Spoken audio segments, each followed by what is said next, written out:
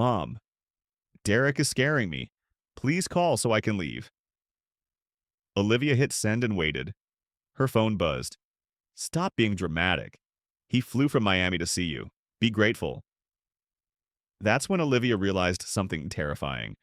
Her own mother wouldn't save her. But the Korean Mafia boss watching from across the restaurant? The one with eyes like black ice and a jaw carved from stone? He would. She just had to whisper. Olivia's phone buzzed as she stepped out of the bathroom. Derek's text. You've been gone 8 minutes. Get back here. Now. Her hands shook as she typed back, coming. But her feet wouldn't move.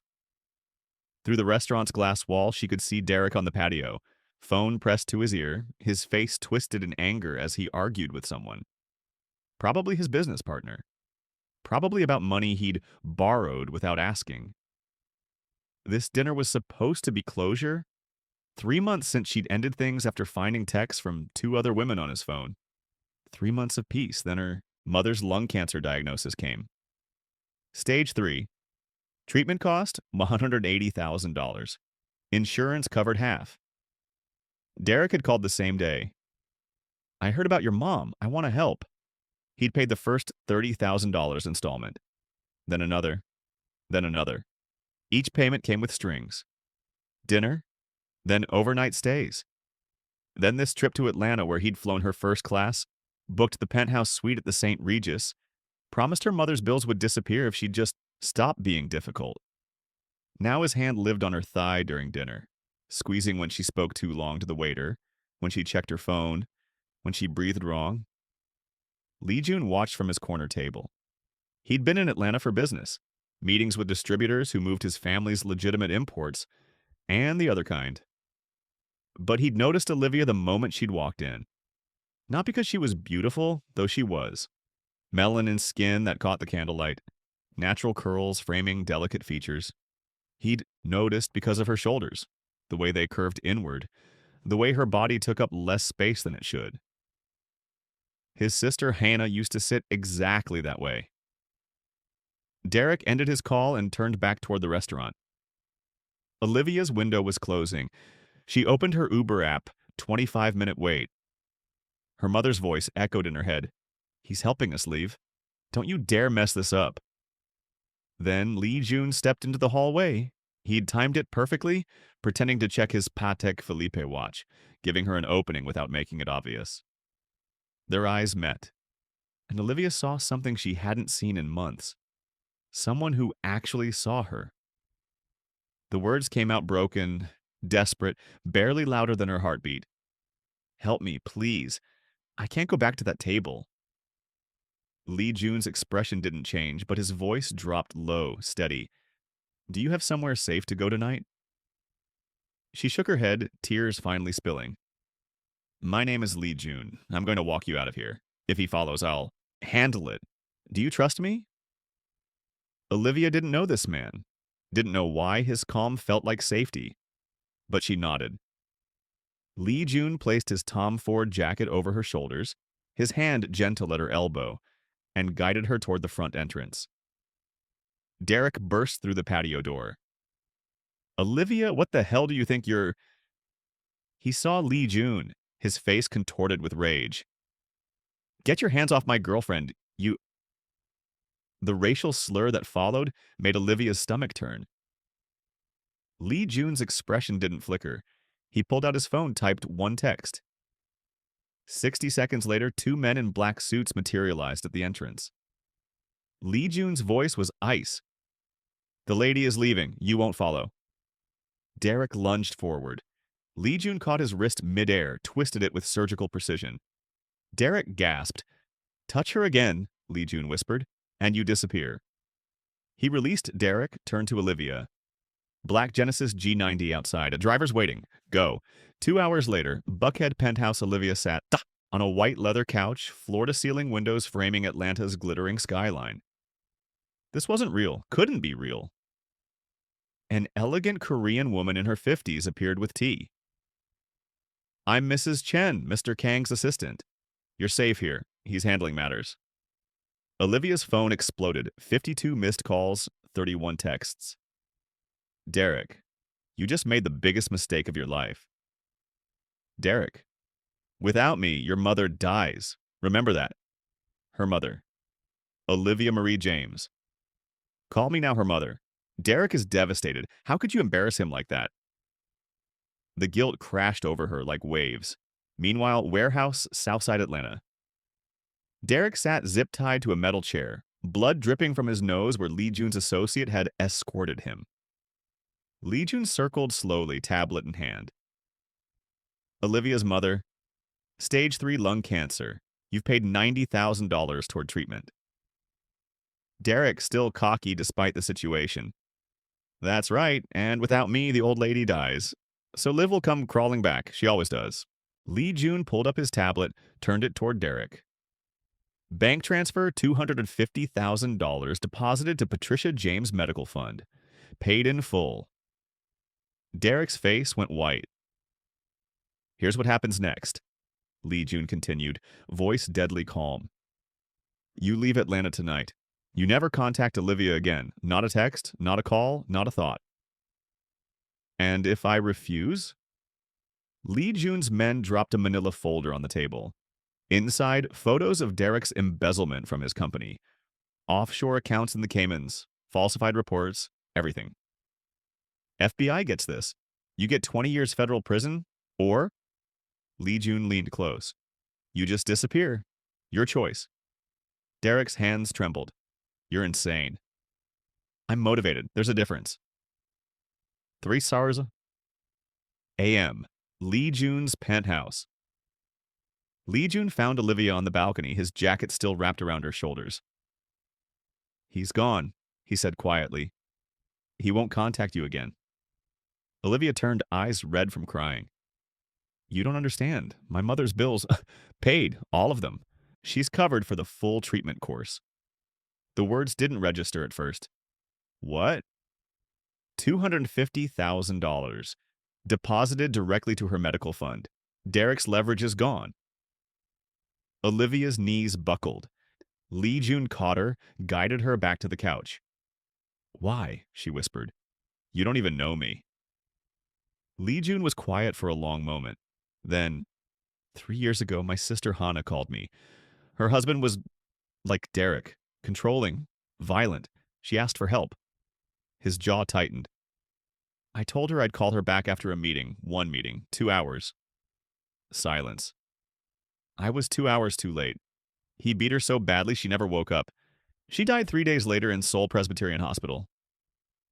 Olivia's breath caught. I see you in that restaurant, Lee Jun continued, making yourself smaller, apologizing with your eyes for existing, and I couldn't walk past again. I won't. I can't pay you back? I'm not asking you to. I'm asking you to stay here tonight. It's safe. Tomorrow you decide what you want. Not your mother, not Derek. You. For the first time in years, Olivia felt something shift in her chest. Permission to choose. Okay, she whispered. Lee Jun stood to leave, then paused. There's a guest room. Locks on the inside. You're in control here. The lock detail made tears come again. Have you ever felt trapped by someone's help? Drop a comment and tell us your story. Next morning, 9:47 a.m. Olivia woke to sunlight and the smell of coffee. In the kitchen, Lee Jun stood cooking. Actual cooking. Pajeon, Korean scallion pancakes, sizzling in a pan. You cook? She asked, surprised. My sister taught me, said a man who can't feed himself is half alive. A sad smile. She was right about most things. Over breakfast, the truth spilled out. Olivia told him about her father leaving when she was 6, about raising herself while her mother worked 3 jobs, about choosing men who needed saving because that's what love looked like to her. Derek wasn't always terrible, she admitted. First 6 months, he was perfect. Flowers, gifts. Then I met his ex-girlfriend at a party. She pulled me aside, showed me pictures, bruises, police reports, restraining order. You tried to leave. He cried, promised therapy, said he'd changed. I believed him because I wanted to. Lee Jun listened without judgment. My mother loved him. Finally, a man with money who wants commitment. When I told her about his ex, she said every man has a past. And when he hurt you?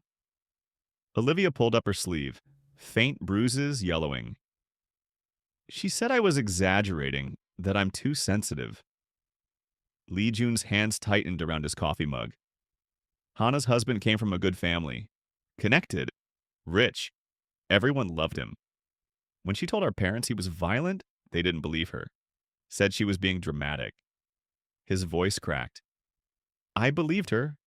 I thought I had time. Olivia reached across the table, took his hand. You couldn't have known. Neither could you, but we know. Now. 3 days later, Olivia hadn't left Lee Jun's penthouse. Not because she couldn't, he'd offered to take her anywhere, but because she wasn't ready to face her mother. Patricia had called 47 times. Finally, Olivia answered. Do you have any idea what you've put me through? Her mother's voice cracked. Derek called me sobbing. Said you left with some random man. Have you lost your mind? Mom, he was hurting me.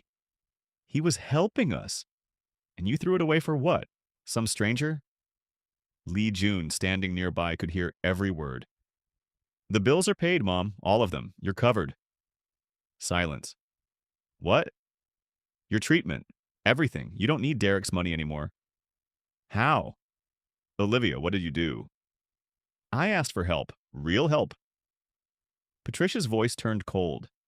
From him, this Korean man? You have no idea who he is, what he wants. He wants me safe. That's more than Derek ever wanted. You're making a mistake. Maybe, but it's my mistake to make. Olivia hung up. Her hands shook. Lee Jun pulled her into his arms, let her cry. Later, they sat on the balcony watching the sunset. Why did you really help me? Olivia asked quietly. Because I saw you whisper, and I remembered my sister whispering the same words to me 3 years ago. I want to be the man who doesn't ignore it this time. Is that all? Lee Jun turned to face her. No, that's not all. The kiss was gentle, tentative, like asking permission. Olivia kissed him back. Olivia's mother showed up unannounced. Mrs. Chen tried to stop her, but Patricia pushed past into the penthouse. Get your things, you're leaving, now. Mom, I'm not. I did research Olivia. Do you know who this man is? His family runs organized crime. Import-export is code for smuggling, money laundering. Lee Jun appeared from his office. Mrs. James, I understand your concern. Don't you dare speak to me. You preyed on my daughter when she was vulnerable. I helped her escape someone who was hurting her. By throwing money at the problem? You think I don't see what this is? You want something. Men like you always do. Olivia stepped between them. Stop. He's dangerous, Olivia. So was Derek, but you didn't care because he had the right skin color, the right background? Patricia's slap echoed through the penthouse. Olivia's hand went to her cheek, stunned. Don't you dare make this about race. This is about you making smart choices. Get out! Olivia's voice shook. Get out of his home, get out of my life. If you choose him, you choose to lose me. Then I guess I'm choosing. Patricia left, slamming the door. Olivia collapsed. Lee Jun reached for her, but she pulled away. Maybe she's right. Maybe I don't know you. Maybe this is just another mistake. Olivia. I need space, please. Lee Jun's face showed nothing but his hands trembled. Okay. 3 days of silence. Olivia stayed in the guest room. Lee Jun gave her space, left meals outside her door. On day 3, Mrs. Chen knocked gently. Miss James, there's something you should see. She led Olivia to Lee Jun's office. Inside files, dozens of them. Mrs. Chen explained, after Hana died, Mr. Kang started a foundation, anonymous, helps women escape domestic violence, legal fees, housing, medical bills. He's helped 47 women in 3 years. Olivia's hands shook as she read case files. Stories like hers. Women whose families didn't believe them. Women trapped by money.